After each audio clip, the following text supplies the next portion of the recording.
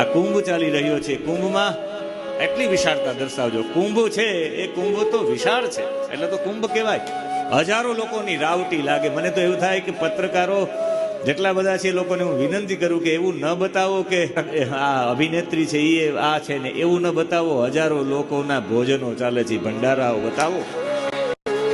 સાધકો છે કાંટાની જાળીમાં બેસીને સાધના કરે છે, લોખંડના ખીલાઓ ઉપર સાધના કરે છે. અહીંયા સુધી દટાયેલા લોકો છે, સાધના કરે છે અહીંયા સુધી. અરે કોઈ મસ્તક જમીનમાં પધરાવી પગ ઊંચા રાખીને સાધના કરનારા છે. તમે કુંભમાં જાજો, જોજો, પછી મને કહેજો. મારી પાસે હું જે કુંભમાં ગયો તો આજથી 20 વર્ષ પહેલા, એ કુંભના મારી પાસે ફોટાઓ છે. કેવી કેવી સાધના કરેલા લોકો હોય છે. ને હજુ પણ આપણે જાશું ત્યારે ખબર પડશે આ લોકો તો જઈ આવ્યા છે. સાધકોના ચારે બાજુ સાધના સાધના, ક્યાંક ભગવાનનું નામ, ક્યાંક કથા.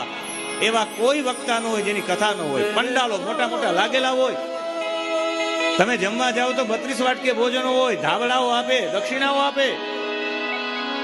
સાધુ સંતો કદાચ આપણી પાસેથી ધન લેતા હોય તો મને એવું લાગે કે કુંભમાં વાપરવા માટે જ લેતા હોય, એમાં વાપરી નાખે. બહુ ઉદારતાથી મને ખવડાવતા હોય. કારણ કે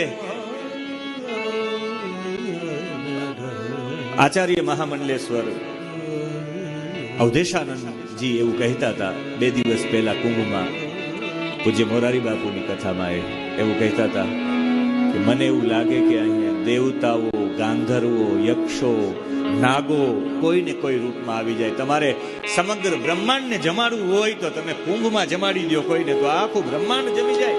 દરેક ચેતનાઓ લઈને આવતા હોય. આજે આ મહાત્માજી ક્યાંથી આવ્યા, કેમ આવ્યા, ભલે અહીંના જ હોય, પણ હું એવું માનું કે એ અમારા હનુમાન દાદાની ચેતના લઈને જ આવ્યા હોય 100%.